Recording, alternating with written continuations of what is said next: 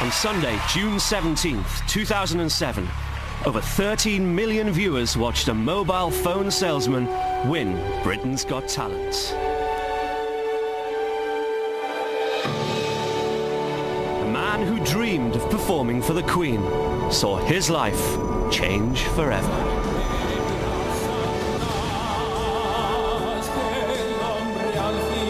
Since winning Britain's Got Talent, he's sold over 2 million albums, been #1 in 15 countries, and sung in front of prime ministers, presidents, and royalty.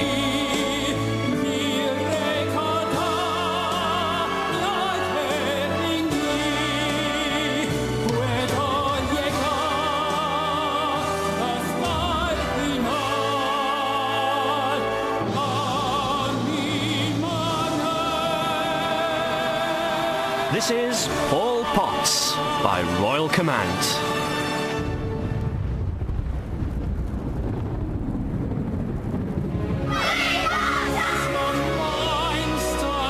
Early in 2007, the search began across the UK for contestants to take part in a new television variety show called Britain's Got Talent. The prize was a chance to perform in front of the Queen at the Royal Variety Performance. I believed, optimistically, that maybe we'd find Britain's version of David Copperfield, or a great new comic.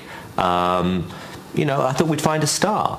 It was time for Variety to make a bit of a comeback as well, I think. It was, up until that point, it had just been singing competitions, and the fact to get a bit of variety back onto TV was really important. I've said it for years, and shows like Op Knox and New Faces and all those previous shows to this one have always proved so popular, and I think it's that variety that people are looking for. We felt that there was a mood in the nation that wanted to celebrate Britishness and celebrate accent. That's why it was called Britain's Got Talent. That's why it had the Union Jack motif within the design concept. This is anything goes, any age, walk on, do your thing. David Williams. Hi David, how old are you? 66. 66. And I thought this is going to be, a really brilliant showcase for British talent. What is your talent, David? I play an ashtray with the King. I put my reputation on the line this time, and I had to look them in the eyes 48 hours before we went on air to say, I believe the show will be a hit, and I will find you a star. Oh my God.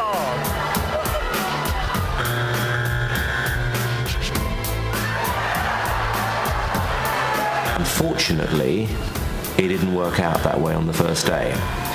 And I was sitting there thinking, I have a major problem. The first few days were, how shall I put it, a bit dry. How long have you been roller skating? Since the late 80s.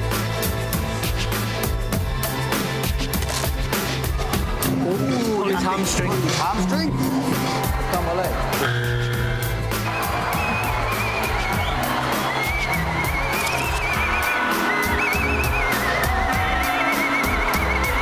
We kind of thought, what the hell have we got ourselves into here?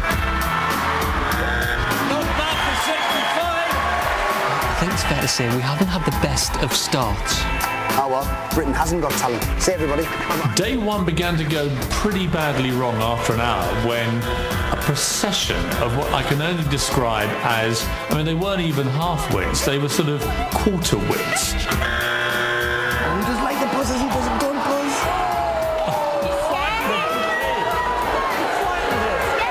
I am wearing fireproof overalls. Ha! Hang on. People whose scale of self-delusion was so breathtaking. Literally, we could hardly speak to each other. It was like, what is going on here?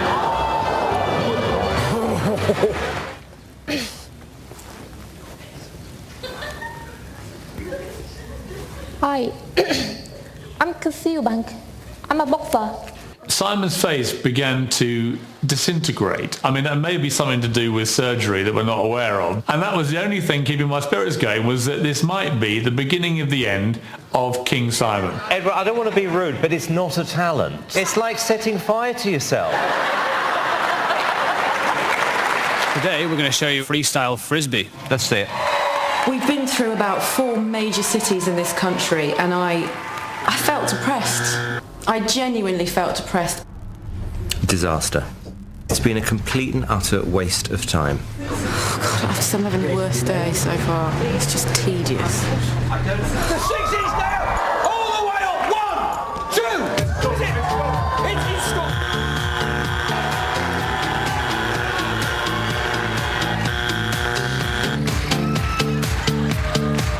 We were basically all believing at this stage we were in the middle of one of the great TV turkeys of all time. It's not an easy thing for a man to do, is it, eh? It's not an easy thing for a man to do, no. It's not an easy thing for a man to watch. I was tired, fed up, genuinely believing this show actually wouldn't even make it on air. He could never hide it. He was, oh no, there's no talent here, and he had a bit of a strop as he normally does, and kind of bad-mouthed everybody. And then they had a bit of a break and came back, and things changed.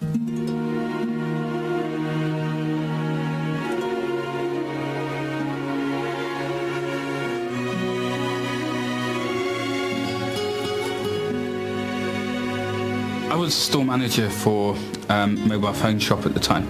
I kind of always used singing through most of my life. I mean, it was sometimes an escape for me, sometimes it was something that just made me feel safe. Well, I was working late one night and I came across the website purely by accident and clicked on it, and I came across the actual application form.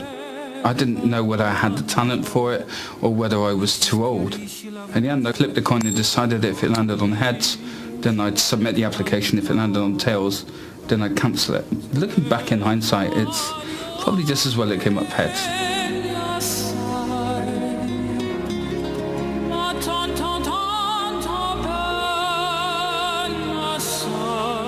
I'd had quite a long period of illness. I'd had my appendix burst.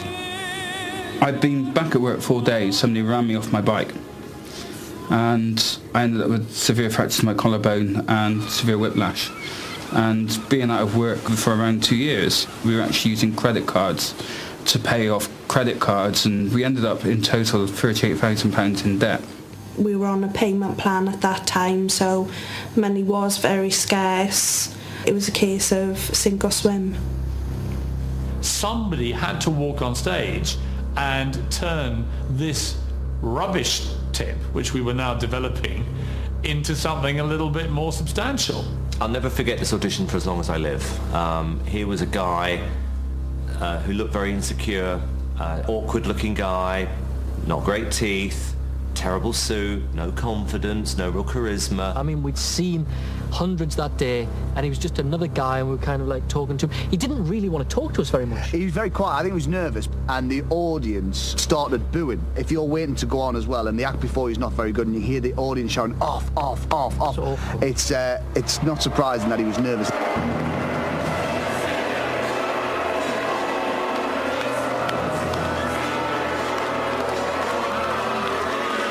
What made this tough compared to any other show we've ever done is that we had the nastiest, hardest fourth judge in the world, and that was the audience sitting behind me.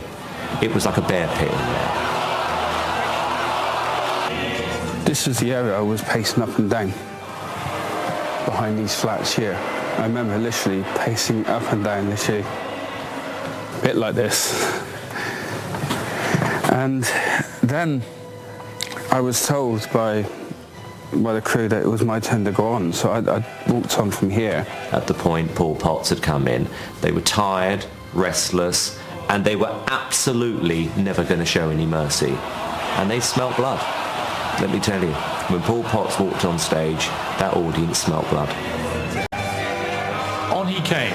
Honestly, my first thought, it was that the pubs had shut early and we'd got some sort of wino off the streets to literally complete proceedings. It was my turn to kind of nervously walk on, and it was at this point when I thought, where do I run away? And then Amanda asked me what I was going to do, and at that point I couldn't run away anymore. What are you here for today, Paul? To sing opera. And I remember Piers just giving me a look as if to say, here we go again.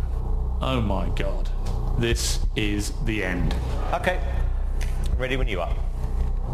And my hand was automatically going to the buzzer mentally even before it started to sing. And the song comes up, and I remember thinking, oh my God, it's Nessun Dorma, this is going to be horrific. And then he started to sing.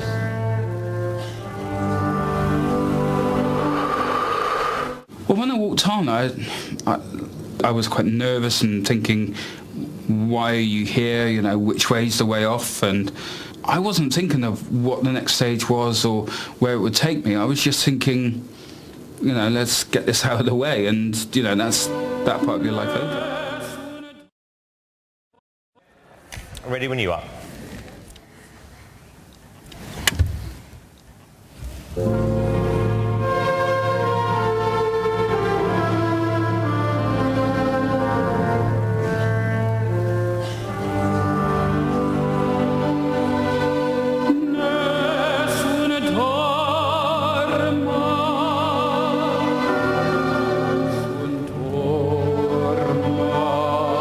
His mouth, and I got goosebumps all over.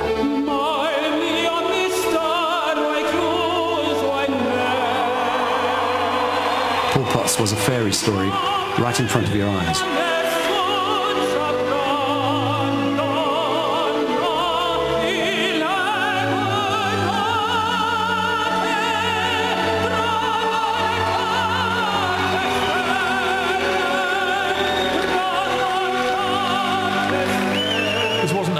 Moment. This was something else, and when he did that first audition, you knew this guy was going to be around for 20 years.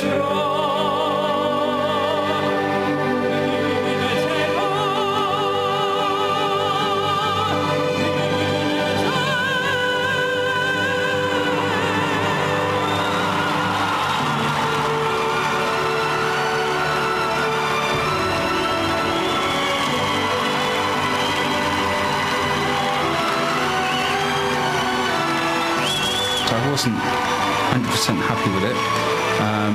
I felt like there was too much tension in the top note, and I felt that because that's the bit that people tend to listen for, that I'd blown it.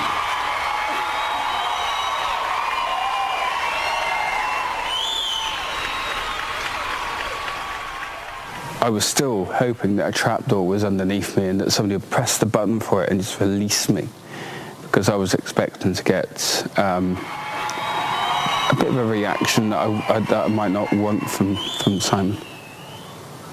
So, you know, it was quite a shock for me.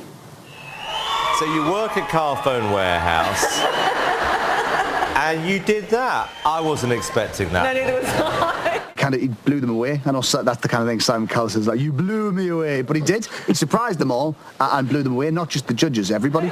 This was a complete breath of fresh air. I thought you were absolutely fantastic. Moment of truth, young man. Piers. Absolutely, yes. Amanda? Yes. Paul? You are through to the next round.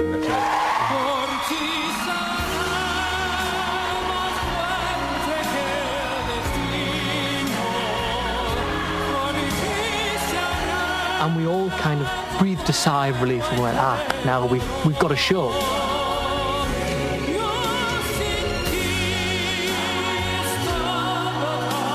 People wanted him to do well. And when you've got that kind of support coupled with talent, you're going to do well. He just went, this is something special. This is a finalist. The first night ratings weren't great. Second night, up by 2 or 3 million.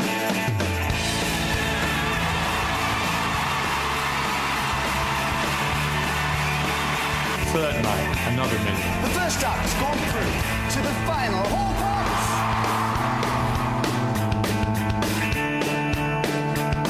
Fourth night, another million.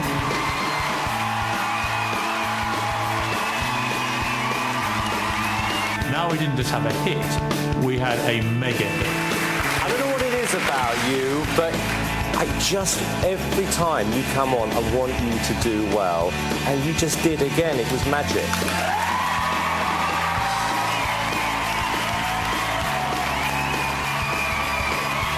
The day of the final, it was awful because I woke up and I kind of felt like it was Christmas Day, but like on Christmas Day, you just don't want it to end. It's been a week none of us will ever forget.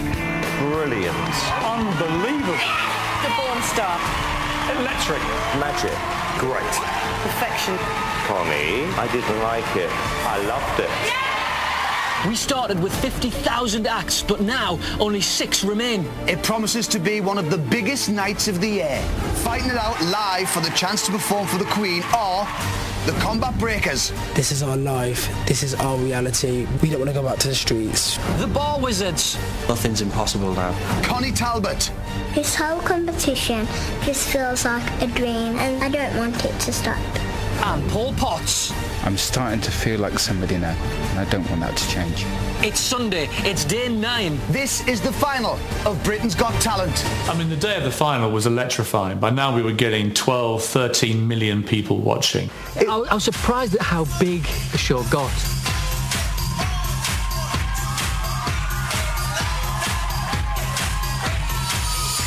You may just have upset everything with that. You got a shot.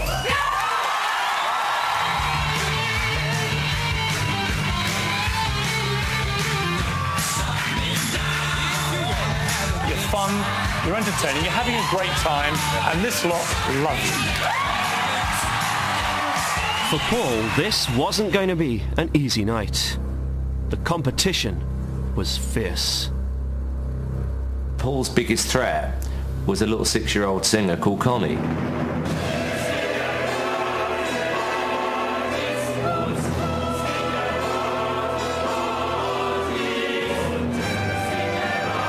Who's going to beat 6-year-old Connie? No one.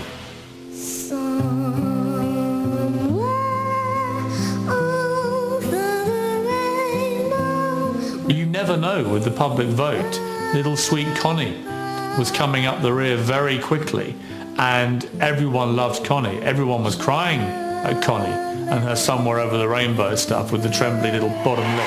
And you are, as you know, you are the favourite to win tonight, and it's going to take something incredibly special to beat you. Incredibly special. The tension is high, and we're all feeling it. I've never seen Simon Cowell so nervous. He's pacing up and down outside, chain smoking quite illegally in there.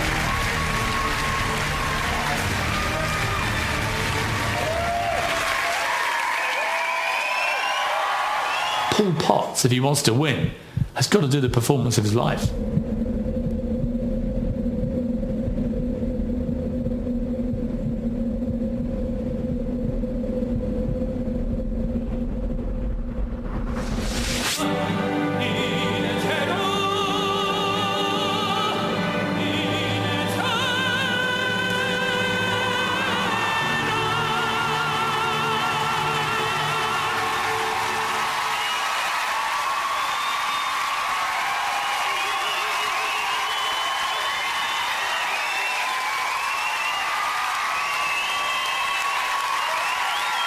I turned around to Amanda at that point and I went, he's going to win. And I want him to win. And he deserves to win. And this is it. The winner of Britain's Got Talent is... Standing in that line at the end, I think it was about 3 minutes. But it felt like about 3 days. I'm not sure what was going through my mind, but I was just thinking, just get it over and done with, name somebody. It really felt like the longest couple of minutes in my whole life. Paul Potts! And my first thoughts were probably not broadcastable, but I just said into my hands, oh my God, why me? It was difficult to even think, why anybody would choose me. Next week, you are going to be in a recording studio making your debut album. All I can remember was I was physically just sat there shaking, couldn't believe it whatsoever, and then the shakes led way to tears. Paul's story was just beginning. What was astonishing is that, he won the competition in the UK and it was a British show. Next thing I know, he's on a plane to New York. He's on one of the big morning shows in America, and there's helicopters overhead filming Paul Potts singing in New York. Get down to the line. I mean, there is the phrase, overnight success, and I think the only time I can see that it's ever applied is to Paul, because he was an overnight success. He became an international star, and it all started with that little clip. The reason that happened with Paul Potts, in my view, is quite simple. It's called YouTube.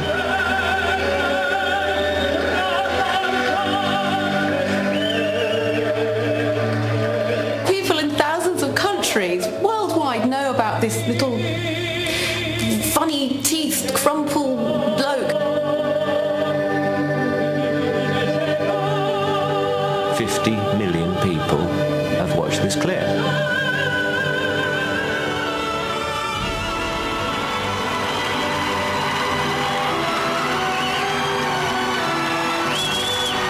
I have never, ever seen anything like this.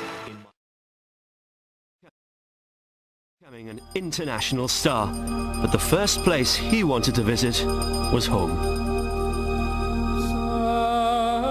The man that left Port Talbot £40,000 in debt was returning to a hero's welcome. Very pleased. We'd like to, if we'd have known, we'd like to have had him in our choir, but we didn't know about him. Well, he brought tears to our eyes on the night of the final, because we never seen anybody so humble, and it's like rags to riches, really, because he was deeply in debt, and now he's made good, and we're only too glad for him. I think that he's old enough that won't go to his head, his feet will be on the ground, and I hope he enjoys his fame and everything that comes with him. And he's a great ambassador for Talbot and for Wales.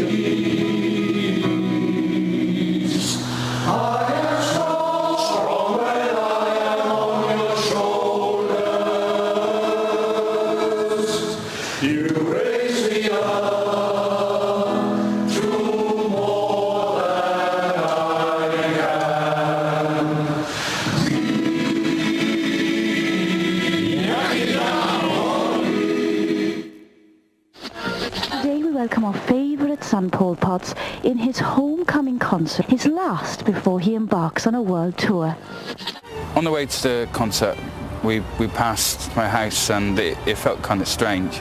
Didn't have time to pop in, but it's the first I'd seen in my house for over a month now, so that was strange.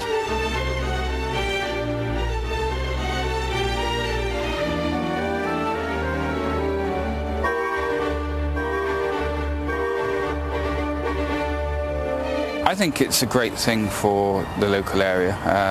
It's absolutely fantastic to be involved with it. It's good for the local people to have something to come and support. Having said that, there were a lot of people from all over the place that came to watch, which was a privilege. I've never actually performed in Port Talbot before, so it was a huge privilege to walk onto that stage and to be singing in front of a few thousand people, and I enjoyed every moment.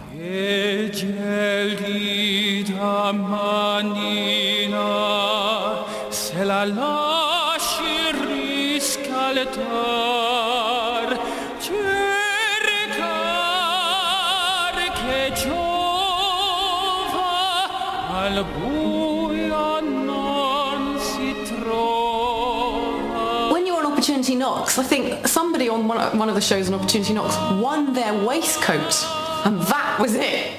And maybe a taxi ride home. But you can win the world, and Paul Potts has won over the world.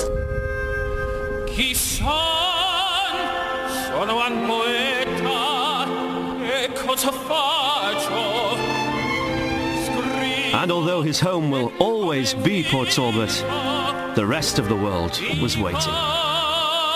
So you saw a man whom life had not treated most kindly walk in the door, and you saw a man walking out of the door knowing he was 2 or 3 months away from being an international superstar.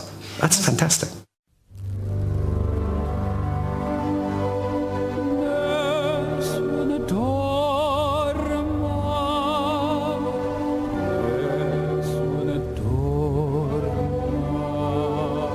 The last 5 months for me have been something of a whirlwind.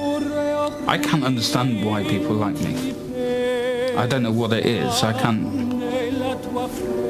I'm just me. There's no point being somebody you're not. Otherwise you just spend your whole life pretending. Humble. He's humble. That's the word. He's humble. Oh, thank you very much.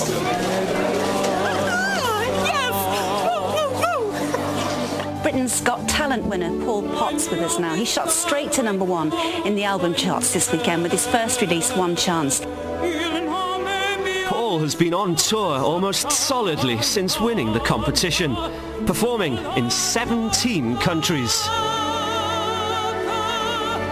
He is one of the biggest selling recording artists on the planet right now. He's been #1 in places like Norway, Australia, Taiwan. He'll probably be #1 in America.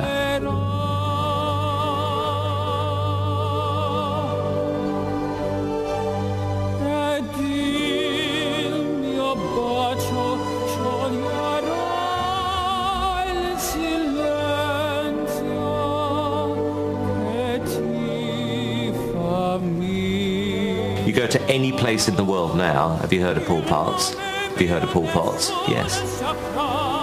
All because of the Silly Little Talent Show.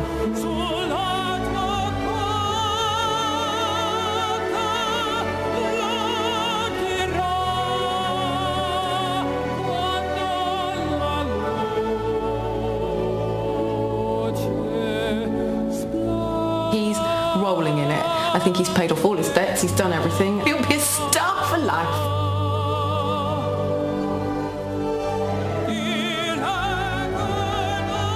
The man whose performance even made the most hardened criminals in prison cry. Everyone loves him because this is a guy who never gave up, even when it looked like everything was against him, like the dream was over. Still at night, he would be singing, singing, singing.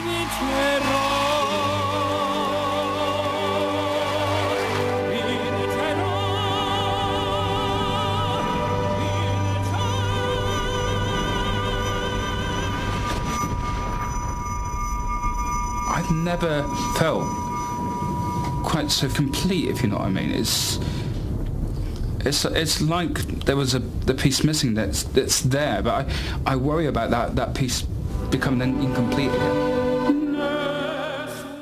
Not everyone is a Paul Potts fan. Opera is a brutal business, much worse than TV talent shows. If he wants to do it, he's up against some of the most competitive people he's ever going to meet. It's the audience for the fat lady and the bearded lady and the babies with 2 heads. And the judges, who have themselves, in all probability, never set foot inside an opera house, don't know what an opera means, said, isn't this wonderful? Because compared to the dog that walked backwards, yes, it is. I thought you were absolutely fantastic. I really think, we've reached almost rock bottom with Paul Potts. I've listened to about a third of his album, and I have to say, I had to switch it off. I really couldn't bear any more of it. I thought it was very, very ugly, charmless, characterless singing, and it slightly depressed me to think how many copies it had sold.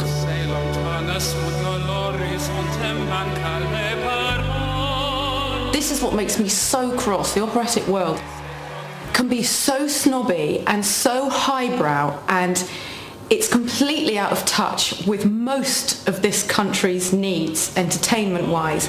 Everybody goes, ooh, he must be good because he's an opera singer. He is not an opera singer. Paul Potts crosses every barrier and comes into the mainstream. He's educating the masses about opera.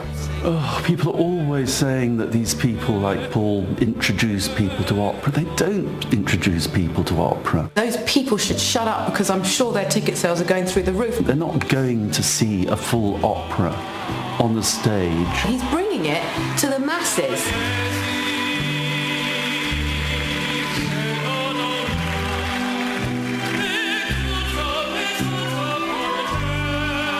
A bit of a plonker. I mean, he must know that. I suppose that's part of his appeal, isn't it? Nobody else has done that in this country. Nobody else has made it popular. It makes me so cross. I can't stand snobbery. If you put him up before an audition panel at Covent Garden or La Scala, where people know far more about singing than Simon Cowell does, he wouldn't get past the first round.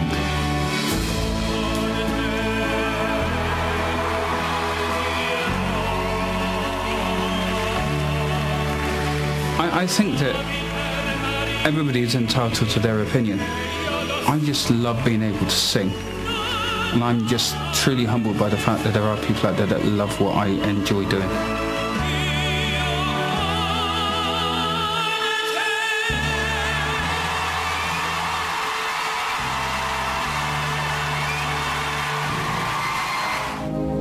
It's the night of the Royal Variety performance at the Empire Theatre in Liverpool, and Paul is about to perform for the Queen. Nighttime sharpens, heightens each sensation, darkness stirs and wakes imagination. Silence. What's Peace wearing? Red satin. Red satin? Let's go on stage, me.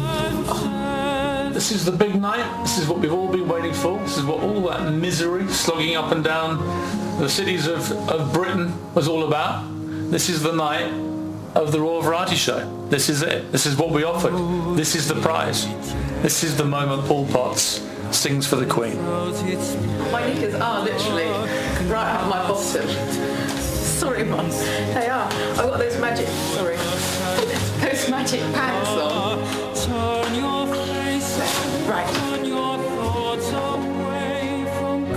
This is as big a moment as I've experienced, and it certainly will be his. And I've got a funny feeling, having talked to Simon just now, it's a pretty big moment for him.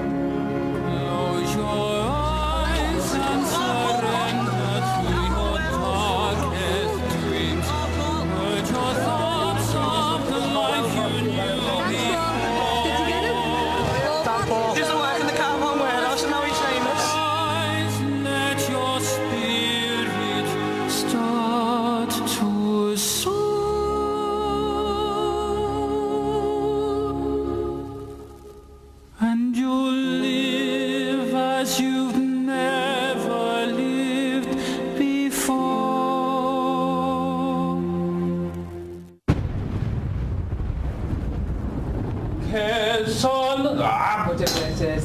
Words. Don't worry about it. We'll I need to worry about it. Let's sing it.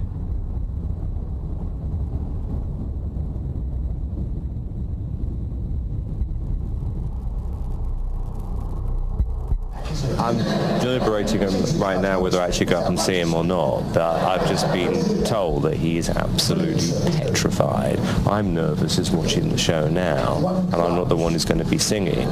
But this is, what it was all leading up to.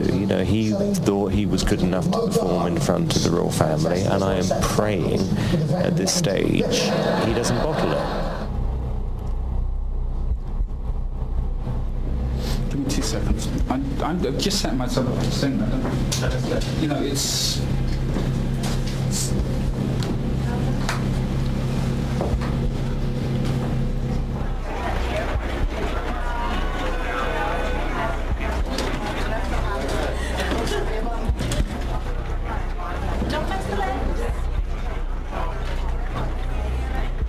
the occasion is immense, and I think he knows that, and that's why he's nervous. But nerves and adrenaline can make you give the best performance of your life, and let's hope he can pull it out tonight. That's what I'd like to see.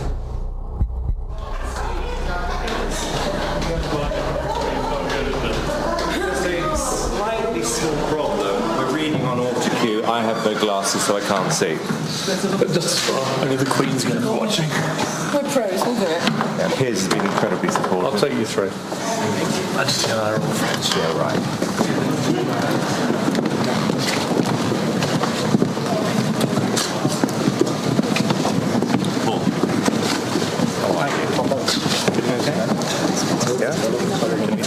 This is nothing like you had when you first came out to see us. You have nothing to prove with this.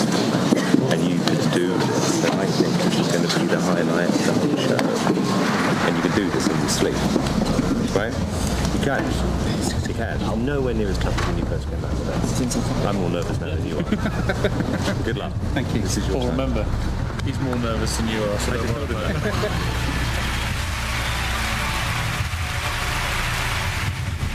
Backstage.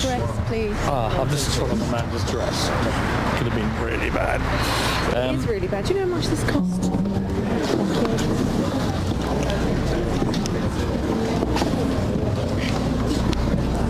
But it's nerve-wracking, you know. I don't normally get nervous about anything, but I'm feeling a little bit, you know. You cock this one up. The front page news for 20 years.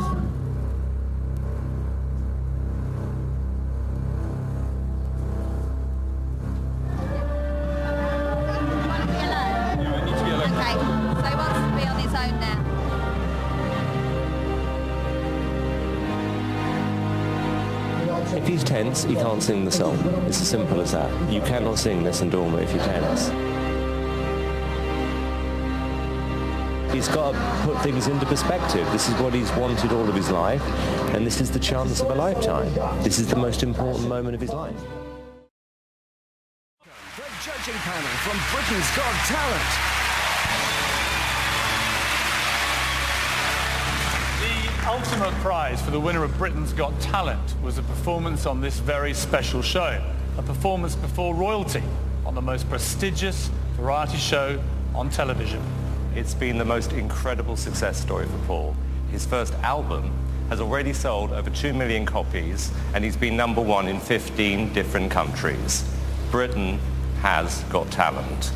Ladies and gentlemen, I'm very proud to introduce Paul Potts.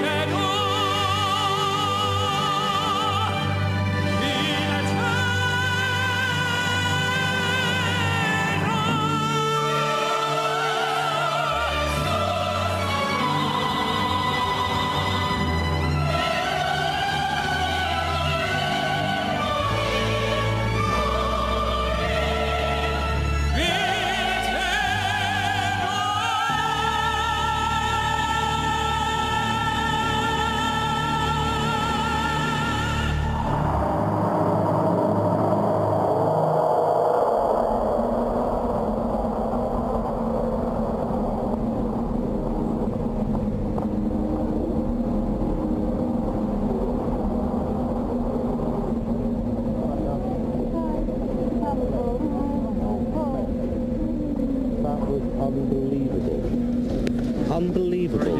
Thank you. God, I was so proud of you. That was so emotional.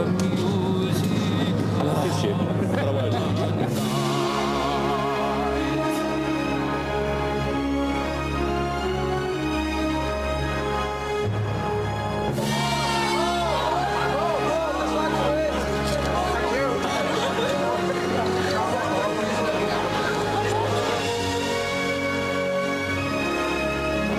It's the happiest day of my life to be out there performing in front of the Queen and everybody else there. Oh, you're brilliant tonight. My song take flight. Help me make the music. Thank you, Paul. Good night, mate. Thank you. After the Royal Variety performance, it's back to work. But the first meeting Simon's lined up is a bit of a surprise. And is it true that it was literally a toss of the coin whether you were going to do it or not? Yeah. When did you toss the coin? It was just before midnight. What, the night before? The night before I sent the application in. Right. And the closing date was the next day. Yeah. So if I didn't send it in, I wouldn't have done it. So what was it, heads or tails you needed? Heads. Heads, and it came up heads. Hope you kept the coin. Spent it. I needed that 10 pence piece for lunch next day. Yeah, Tony, just do a left here, please. Isn't that Downing Street? Yeah, it's Downing Street. What are we doing here?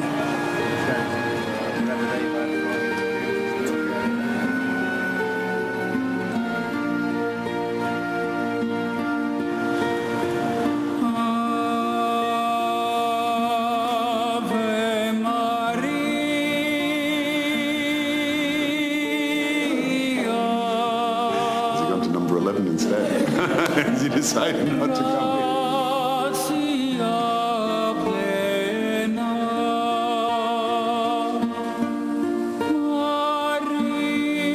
I've got a little surprise for you. Come on. The most famous door in the world.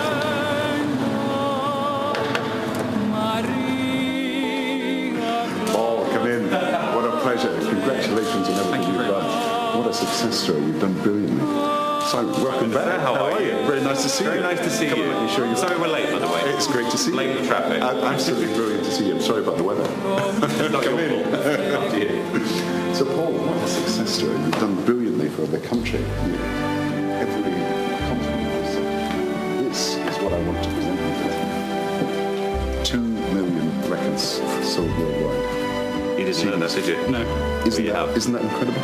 And what you've done for our country. Because in every continent of the world, you're known and you're representing Britain and you're showing that we've got huge talent in this country. And just think of the achievements that people are so proud of you. So, well done. Well done. Congratulations, Paul. That was great. Thank you. I really appreciate that. It's absolutely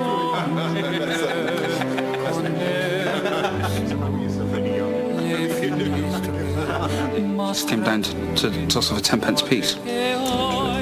Whole life changed around the revolving of a coin. Unbelievable. I'm glad you could fit me in today. Happy